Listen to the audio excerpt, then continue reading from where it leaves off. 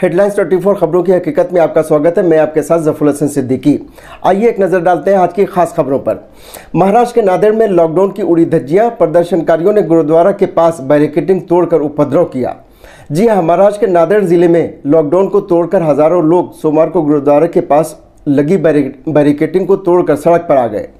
नांदेड़ में कोरोना के मामले बढ़ने की वजह से स्थानीय प्रशासन ने पाबंदी लगा रखी है। इसके बावजूद सिख समाज के लोग हल्ला बोल मोर्चा निकालना चाहते थे।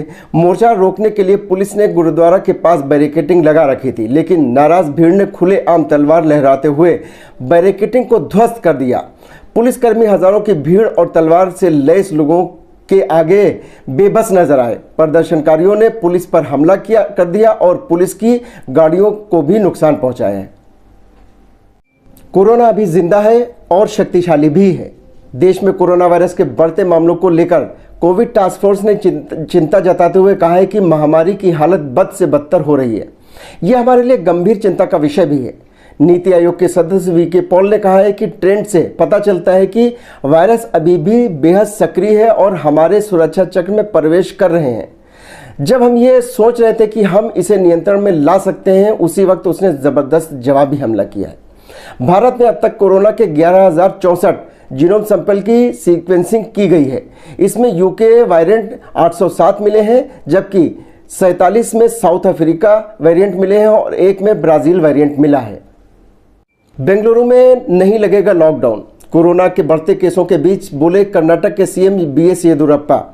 कर्नाटक की राजधानी बेंगलुरु में कोविड-19 के केसों में हो रहे इजाफे के बीच कर्नाटक के मुख्यमंत्री बीएस येदियुरप्पा ने सोमवार शाम को कैबिनेट की अहम बैठक की। राज्य सरकार ने कोरोना के मामलों में आए उछाल को खतरनाक माना है। बेंगलुरु शहर में इस समय रोजाना औसतन 1300 से 1400 केस आ रहे हैं। शहर में पिछले 14 दिन में कोरोना संक्रमण के 16,921 केस रिकॉर्ड हुए हैं। कर्नाटक राज्य इस समय कोरोना की दूसरी लहर का सामना कर रहा है। राजधानी बेंगलुरु में मामलों की संख्या में बढ़ोतरी देखने में आई है। हालांकि राज्य सरकार शहर में लॉकडाउन लगाने पर विचार नहीं कर रही है। अधिकारियों के साथ बैठक के बाद मुख्यमंत्री येदियुरप्पा ने कहा कि कोई भी लॉकडाउन या कर्फ्यू नहीं लगाया जाएगा। उन्होंने कहा, हम स्कूल और कॉलेज को बंद नहीं करने जा रहे हैं। हमने इस बात पर चर्चा की है, यदि बच्चे स्कूल आते हैं तो ये ऐसा स्थान है जहां वे अनुशासित हो रहेंगे। दूसरी ओर घर में वे हर किसी से मिलेंगे। कोरोना मामलों पर नियंत्रण के लिहाज से स्कूल को जारी रखना अच्छा है। 15 दिनों में परीक्षाएं आयोजित होंगी। सीएम ने ऐलान किया कि अगले 15 दिनों में किसी भी तरह के विरोध प्रदर्शन या रैली की इजाजत नहीं दी होगी। यही नहीं, शादी जैसे समारोह के दौरान लोगों की संख्या पर भी नजर रखी जाएगी।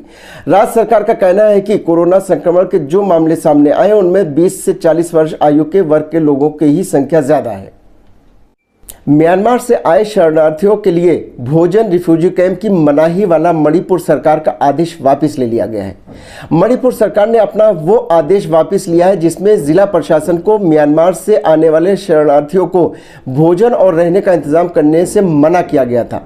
दरअसल मणिपुर सरकार ने गृह विभाग में तैनात विशेष सचिव एस ज्ञान प्रकाश ने 26 मार्च को जिलाधिकारियों को एक आदेश जारी किया था। इसमें म्यांमार के नागरिकों से अवैध प्रवेश को रोकने के लिए मुख्य तौर पर 5 निर्देश दिए थे। गृह विभाग ने इस निर्देश में जिला प्रशासन को म्यांमार से आने वाले शरणार्थियों को भोजन और आश्रय प्रदान करने के लिए कोई रिफ्यूजी कैंप नहीं खोलने की बात कही थी। इसके साथ ही सिविल सोसाइटी संगठनों को भी आश्रय और भोजन प्रदान करने के लिए किसी भी तरह के शिविर खोलने की अनुमति नहीं देने का निर्देश दिया गया था। सरकार ने प्रशासन को निर्देश दिया था कि जो लोग शरण लेने और प्रवेश करने का प्रयास करेंगे उन्हें विनम्रता से दूर किया जाए। हालांकि इस निर्देशों में मणिपुर सरकार ने गंभीर चोटों के मामलों में मानवीय आधार पर चिकित्सा प्रदान करने की बात जरूर कही थी।